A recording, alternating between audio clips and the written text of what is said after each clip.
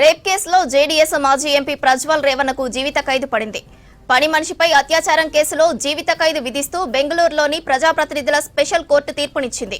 ఈ మేరకు న్యాయమూర్తి సంతోష్ గజానన హెగ్డే తీర్పు వెల్లడించారు.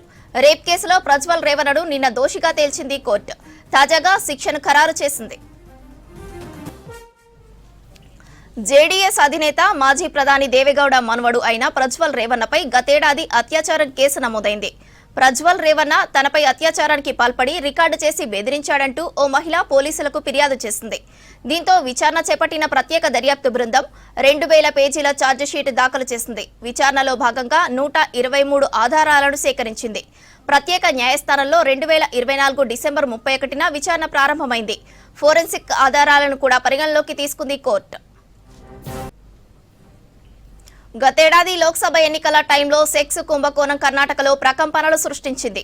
తన తల్లిపై ప్రజ్వల్ రేవణ అత్యాచారానికి పాల్పడినట్లు ఓ మహిళ ఆరోపించింది. దీనిపై సిట్ అధికారుల ఎదుట వాంగ్మూలాన్ని ఇచ్చింది. చెప్పినట్లు వినకపోతే తన ఫ్యామిలీని చంపేస్తానని ప్రజ్వల్ బెదిరించేవాడని పోలీసులకు చెప్పింది. ఈ ఘటనపై పోలీసులకు ఫిర్యాదు చేయగానే తన తండ్రిని ఉద్యోగం నుంచి తొలగించారని తెలిపింది. తన ఇంట్లో పనిచేసే అనేక మంది మహిళలను ప్రజ్వల్ వేధింపులకు గురిచేసేవాడని ఫిర్యాదులో తెలిపింది మహిళ. దీంతో విచారించిన అధికారులు కోర్టుకు ఆధారాలు సమర్పించారు. రేప్ కేసులో జేడీఎస్ మాజీ ఎంపీ ప్రజ్వల్ రేవణకు జీవిత ఖైదు పడింది. పని మనిషిపై అత్యాచారం కేసులో జీవిత ఖైదు విధిస్తూ బెంగళూరులోని ప్రజాప్రతినిధుల స్పెషల్ కోర్టు తీర్పునిచ్చింది. ఈ మేరకు న్యాయమూర్తి సంతోష్ గజానన హెగ్డే తీర్పు వెల్లడించారు.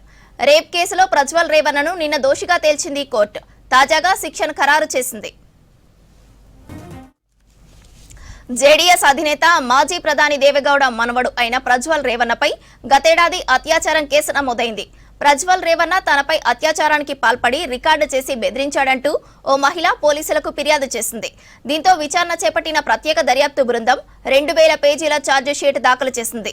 విచారణలో భాగంగా 123 ఆధారాలను సేకరించింది. ప్రత్యేక న్యాయస్థానంలో 2024 డిసెంబర్ 31న విచారణ ప్రారంభమైంది. ఫోరెన్సిక్ ఆధారాలను కూడా పరిగణలోకి తీసుకుంది కోర్టు. గతేడాది లోక్సభ ఎన్నికల టైంలో సెక్స్ కుంభకోణం కర్ణాటకలో ప్రకంపనలు సృష్టించింది. తన తల్లిపై ప్రజ్వల్ రేవణ అత్యాచారానికి పాల్పడినట్లు ఓ మహిళ ఆరోపించింది. దీనిపై సిట్ అధికారుల ఎదుట వాంగ్మూలాన్ని ఇచ్చింది. చెప్పినట్లు వినకపోతే తన ఫ్యామిలీని చంపేస్తానని ప్రజ్వల్ బెదిరించేవాడని పోలీసులకు చెప్పింది. ఈ ఘటనపై పోలీసులకు ఫిర్యాదు చేయగానే తన తండ్రిని ఉద్యోగం నుంచి తొలగించారని తెలిపింది. తన ఇంట్లో పనిచేసే అనేక మంది మహిళలను ప్రజ్వల్ వేధింపులకు గురిచేసేవాడని ఫిర్యాదులో తెలిపింది మహిళ. దీంతో విచారించిన అధికారులు కోర్టుకు ఆధారాలు సమర్పించారు.